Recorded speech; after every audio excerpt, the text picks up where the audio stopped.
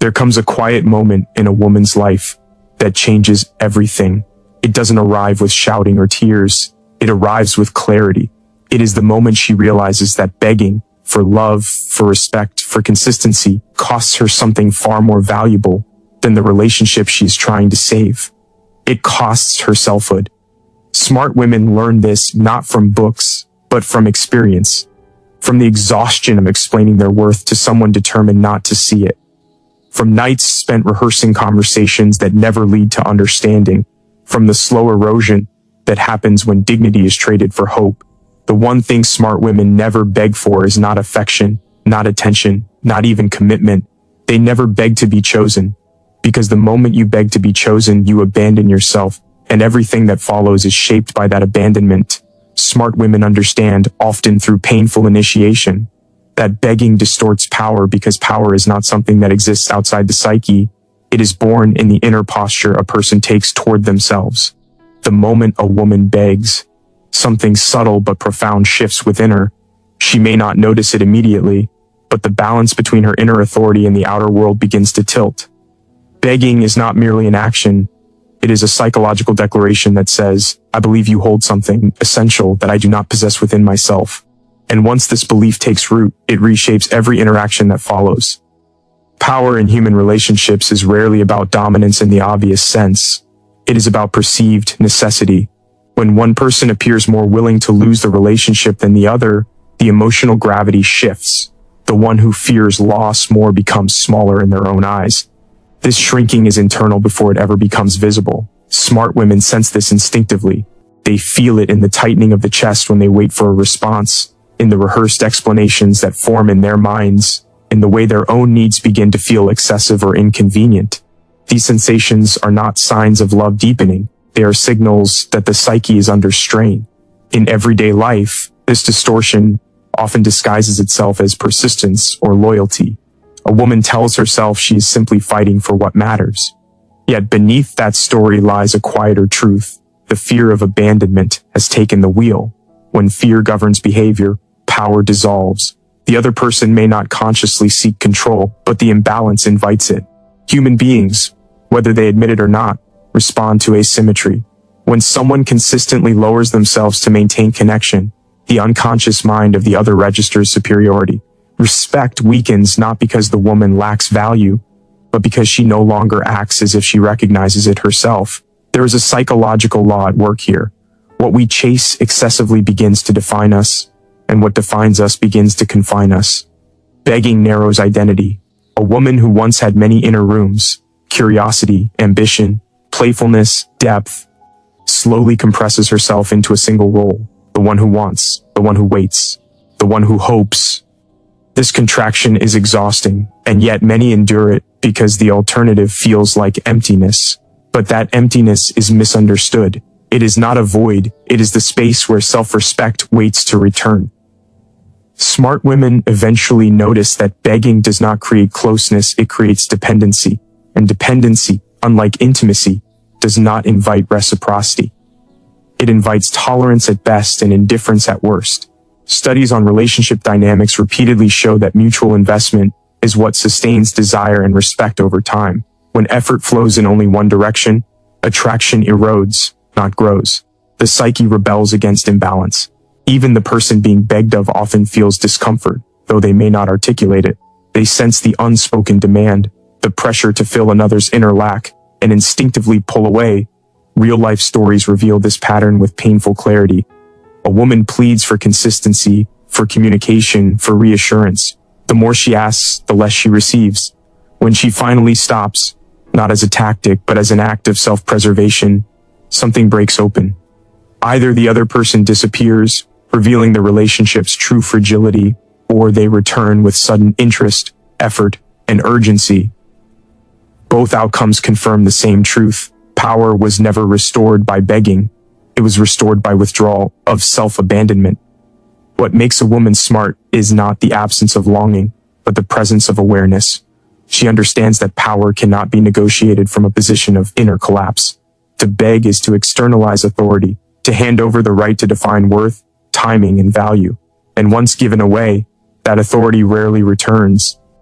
Through persuasion, It returns only through reclamation. This reclamation is quiet. It does not require confrontation or dramatic declarations. It begins internally, when a woman chooses to endure the discomfort of not reaching out, not explaining, not fixing what she did not break. This restraint is not coldness, it is containment. It is the psyche reassembling itself after fragmentation. In this space, she remembers who she was before the imbalance began. She reconnects with her center. Power, in its healthiest form, is not about control over another. It is about sovereignty over oneself. Smart women grasp this distinction deeply. They know that any relationship demanding the sacrifice of dignity will eventually demand more. They also know that walking away from begging is not a loss of love, but a return to self-alignment. And alignment, once restored, reshapes every future connection. When a woman no longer begs, she does not become indifferent. She becomes grounded. Her presence carries weight because it is no longer pleading to be acknowledged. It stands, rooted, whole, and from that place, power is no longer distorted. It is integrated, balanced, and quietly unshakable. They know that begging creates a false version of love because love at its core cannot survive where authenticity is replaced by fear. When a woman begs, she is no longer meeting another as an equal soul. She is negotiating from a place of inner rupture. What appears on the surface as devotion is often a deeper anxiety speaking, the fear that without constant effort, explanation, or sacrifice, connection will vanish. This fear quietly reshapes love into something conditional, something that must be earned again and again through self-diminishment. False love is not loud. It feels intense, urgent, and consuming, which is why it is so often mistaken for depth. A woman may feel that her willingness to plead, to endure uncertainty, to tolerate emotional absence, proves how much she cares. Yet what she is proving, unknowingly, is how much she is willing to abandon herself to preserve the bond. Real love does not ask for this trade. It does not require a person to shrink their needs so that another can remain comfortable in their avoidance. In everyday relationships, this false version of love shows itself in subtle rituals. The woman waits longer than she should for replies. She explains her feelings with increasing precision, hoping that the right words will finally make her visible. She lowers her expectations and calls it understanding. Each adjustment feels small, almost reasonable, but together, they construct a relationship built not on mutual desire but on accommodation. Over time, love becomes something she performs rather than something she receives. Psychologically, begging introduces a distortion. It places the other person in the role of the one who decides whether love is granted or withheld. This dynamic may temporarily keep the relationship alive, but it drains it of vitality. What remains is a fragile arrangement sustained by fear of loss rather than joy of connection. Studies on emotional attachment show that bonds rooted in anxiety produce cycles of pursuit and withdrawal, not stability. The more one clings, the more the other distances themselves, often without conscious intention. Smart women recognize this pattern not because they are immune to longing, but because they pay attention to its costs. They notice how false love leaves them feeling restless rather than safe, confused rather than grounded. They sense the emotional hangover that follows moments of reassurance that never last. This is the psyche signaling that something essential is missing. Love that must be begged for cannot offer rest, because it is always one breath away from disappearance. Real-life stories echo this truth. Many women recall relationships where they begged someone to stay, to commit, to choose them. The person may have stayed physically, but emotionally, they remained distant. The woman felt both relieved and empty, as if she had won something that did not nourish her. What she mourned later was not the end of the relationship, but the version of herself that accepted half presence as intimacy. False love also alters self-perception. When a woman repeatedly begs, she begins to internalize the belief that love is scarce and conditional. She may tell herself that enduring pain is the price of connection, that silence must be tolerated, that being too much is a flaw. These beliefs sink deep, shaping future relationships long after the original one ends. The danger of false love is not only that it fails, it teaches the psyche to expect failure. Smart women learn that love cannot be extracted through persistence. Desire cannot be argued into existence. Care cannot be negotiated from someone who withholds it. When love is real, it moves toward, not away. It responds without coercion. It does not need to be convinced of its own presence. This understanding often arrives after disappointment, after the exhaustion of trying to make oneself indispensable to someone determined to remain unreachable. The turning point comes when a woman stops asking for proof and starts listening to absence. She realizes that what is missing is not effort on her part, but willingness on the others. This realization is painful because it shatters the illusion that love can be saved through sacrifice. Yet it is also liberating. It returns her to a truth that false love obscured. That love which requires self-betrayal is not love, but survival. When she withdraws from begging, something inside her reorganizes. The urgency softens, the need to perform fades. She may still feel longing, but it no longer commands her actions. In this space, she encounters a deeper form of love, the one rooted in self-respect. From here, she understands that real love does not need to be begged for because it arrives freely, meets her where she stands, and recognizes her without being persuaded. Smart women respect their inner signals because they have learned that the psyche speaks long before the mind can explain, long before words form, before logic organizes the experience. Something within begins to stir, a subtle tightening in the chest, a heaviness in the stomach, a quiet sense of unease that cannot be justified on paper.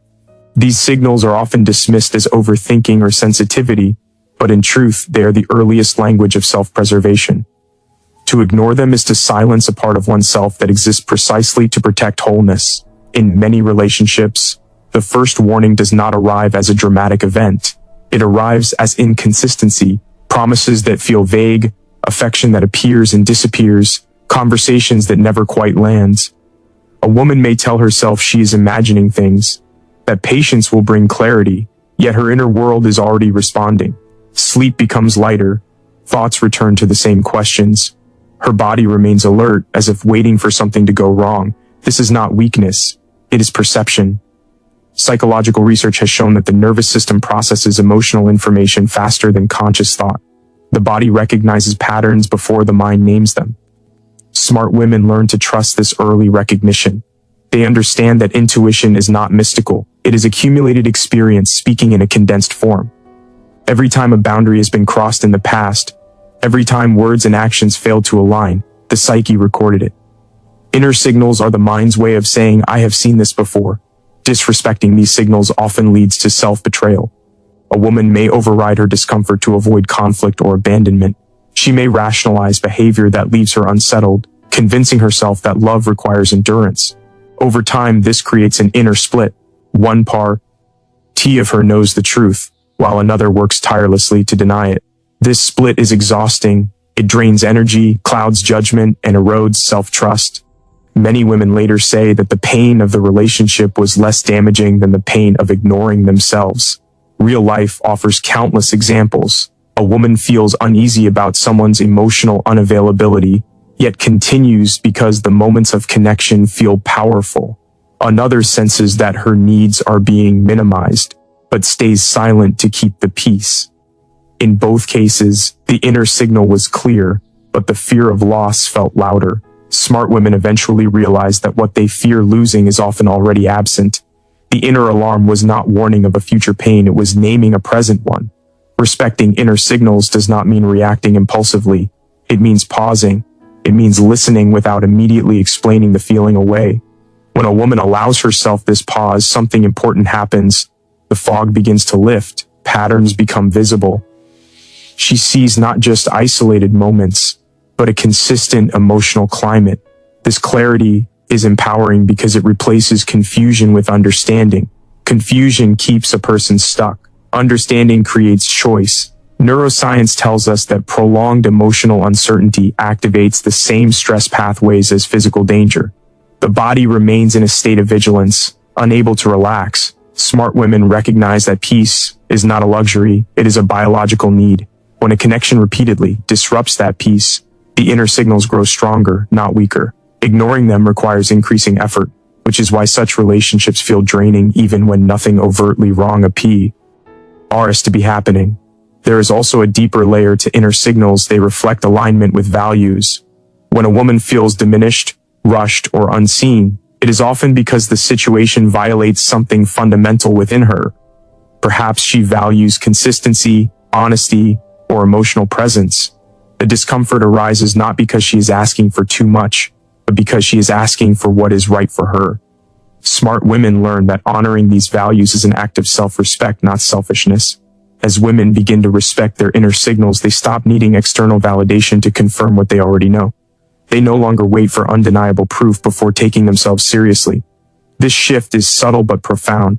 Instead of asking, "Is this bad enough to leave?" they ask, "Is this good enough to stay?" That question alone transforms their relationship with choice. Respecting inner signals also changes how a woman moves through endings. She does not need dramatic reasons or catastrophic events. She trusts the quiet knowing that something is not aligned. This trust brings a calm strength. Even when sadness is present, there is no inner war. She is not arguing with herself. She is listening. Over time, this practice rebuilds self-trust. Each time a woman honors her inner signal, she reinforces the belief that she is safe with herself. This belief becomes the foundation for future relationships. She no longer tolerates emotional confusion as the price of intimacy. She chooses clarity, not because it is easy, but because it allows her to remain whole. Smart women respect their inner signals because they understand that the deepest betrayal is not being misunderstood by another, but abandoning the voice within that never stops trying to tell the truth. They understand that self-respect is felt, not announced, because the deepest truths about a person are communicated without words. Long before boundaries are spoken or standards are explained, there is an inner posture that quietly shapes how others respond.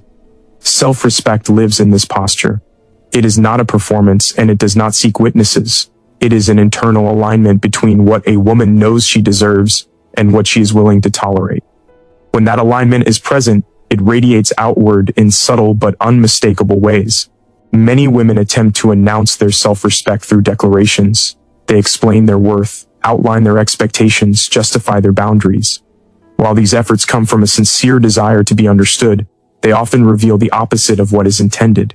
When a woman must repeatedly state her value, it suggests that she is trying to convince both herself and others of something that has not yet fully settled within her. Words alone cannot create respect where actions contradict them.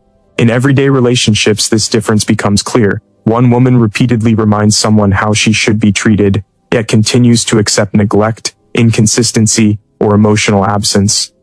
Another says very little, but when her limits are crossed, she adjusts her presence. She stops engaging where she feels diminished. She does not threaten or dramatize her withdrawal. She simply removes herself from what does not honor her. Over time, others respond to these two women very differently. Not because one speaks better, but because one embodies her standard. P.S. Psychologically, people respond more strongly to what is consistent than to what is persuasive. A boundary that is explained but not upheld teaches others that it is flexible. A boundary that is lived teaches others that it is real. Smart women grasp this not as a strategy but as an inner truth. They know that self-respect is not proven in moments of confrontation, but in moments of choice, especially the quiet ones. Real-life stories often reveal this shift after exhaustion sets in. A woman spends years trying to be understood, repeating the same conversations, hoping that clarity will bring change. Eventually, she stops talking, not out of bitterness, but out of realization. She sees that respect was never blocked by misunderstanding, it was blocked by tolerance. The moment she changes what she accepts, the dynamic changes or ends. Either outcome restores her sense of self. Self-respect being felt also explains why silence can be more powerful than explanation. When a woman no longer argues for her worth, her energy shifts. She is no longer negotiating her place. This creates a psychological presence that others sense immediately. It is not intimidating, but it is grounding. People instinctively understand that this is someone who will not abandon herself to be liked. There is also an inner transformation that occurs when self-respect is embodied. A woman stops seeking permission for her feelings. She no longer apologizes for needs that are natural to her. She does not rush to smooth over discomfort at her own expense. This does not make her rigid or cold, it makes her honest. Emotional honesty, when paired with self-respect, creates relationships that are cleaner and less draining. Neuroscience offers insight here as well. When actions align with internal values, the nervous system settles. There is less internal conflict, less anxiety. A woman who lives her self-respect experiences a quiet calm, even in difficult moments. She may still feel sadness, longing, or disappointment, but she does not feel fractured. This inner coherence is what others perceive as confidence, though it has little to do with bravado. Smart women also understand that announcing self-respect can become another form of seeking validation. Declaring boundaries while secretly hoping they will be tested reveals uncertainty. Embodying boundaries removes that hope entirely. There is no need to prove strength when it is already integrated. Strength becomes evident through consistency, not intensity. Over time, living self-respect reshapes identity. A woman begins to trust herself more deeply. She knows that if a situation becomes misaligned, she will respond in a way that preserves her dignity. This trust reduces fear. She no longer clings to relationships out of scarcity because she knows she will not lose herself in the process. This sense of internal safety is what allows her to love freely without self-betrayal. They understand that self-respect is felt, not announced, because respect is not something others grant after being convinced. It is something they sense when a woman's actions consistently reflect her inner truth. And once that truth is lived, rather than spoken, it becomes unmistakable, enduring, and quietly transformative. Smart women choose long-term dignity over short-term relief, because they understand the hidden cost of choices made in moments. Emotional urgency. Relief is seductive. It promises comfort now, silence now, reassurance now. It soothes the ache of uncertainty and quiets the fear of being alone. But dignity speaks in a slower, steadier voice. It does not rush. It asks a harder question. Who will I become if I choose this? And it is this question that guides women who have learned to think beyond the immediate pain. Short-term relief often arrives disguised as compromise. A woman accepts an apology that lacks change. She stays in a situation that consistently hurts her because leaving feels unbearable in the moment. She reaches out one more time, not because it is right, but because the silence feels too heavy. These choices ease discomfort temporarily, but they carry a quiet consequence. Each time relief is chosen over dignity, a woman teaches herself that her emotional peace is negotiable. Over time, this lesson becomes a belief. The psyche remembers these moments. Even when the relationship continues, something inside erodes. A woman may smile, function, and appear fine, yet internally she feels less solid. She begins to doubt her own strength, not because she lacks it, but because she keeps postponing its use. Long-term dignity, by contrast, strengthens identity. It asks a woman to endure the discomfort of the present so she does not inherit regret in the future. Real life provides countless examples of this crossroads. A woman knows a relationship is misaligned, yet she stays, because leaving would mean grieving not only the person, but the dream she attached to them. Choosing to stay brings immediate relief. The pain is postponed. But months or years later, she looks back and recognizes the cost. She remembers the moments she went against herself, and those memories weigh heavier than the loss she once feared. Psychological research on delayed gratification shows that individuals who can tolerate short-term discomfort for long-term benefit experience greater life satisfaction. This principle applies not only to careers or health, but to emotional choices. Smart women apply this wisdom inwardly. They understand that the pain of walking away, setting a boundary, or saying no is sharp but brief. The pain of self-betrayal, however, lingers. It resurfaces as resentment, numbness, or a quiet sense of having missed oneself. Choosing dignity does not mean a woman feels no fear. It means she refuses to let fear decide for her. Fear urges immediate action. It says, do something so this feeling stops. Dignity invites stillness. It allows the feeling to exist without rushing to erase it. In that stillness, clarity emerges. A woman sees that her worth is not increased by endurance of pain, nor proven by how much she can tolerate. There is also a deep emotional maturity in understanding that relief can be addictive. Each time a woman seeks comfort from the very source of her pain, the cycle tightens. Relief becomes temporary, requiring more frequent reassurance. Dignity breaks this cycle. It withdraws energy from what destabilizes and redirects it toward what restores. This redirection often feels empty at first. Without the familiar drama or hope, there is silence. But within that silence, something essential rebuilds. Over time, women who choose dignity notice a shift in how they relate to themselves. They begin to trust their decisions. They stop negotiating their boundaries in moments of loneliness. They understand that being alone is not the same as being diminished. In fact, solitude chosen in self-respect often feels lighter than companionship that demands self-erasure. Stories of women who chose dignity often share a common thread. At the moment of choice, they felt as though they were losing everything. Later, they realized they had been losing themselves all along. The decision to prioritize dignity did not immediately bring happiness, but it brought coherence. Their inner world no longer argued against their actions. This coherence is deeply stabilizing. Smart women also recognize that long-term dignity reshapes future relationships. When a woman knows she will not abandon herself for temporary comfort, she enters connections with a different energy. She does not cling. She does not settle quickly. She chooses from fullness rather than fear. This does not make her demanding. It makes her clear. Choosing long-term dignity over short-term relief is not an act of punishment or pride. It is an act of self-loyalty. It is the quiet decision to live in a way that one's future self will recognize with respect, and that respect, once earned internally, becomes a source of strength that no momentary comfort could ever replace. The one thing smart women never beg for is the right to be valued. They know that anything requiring them to collapse inward is not meant to stay. They understand that love is not proven by endurance of neglect, but by the presence of mutual effort. And when they stop begging, they don't lose love. They lose illusions.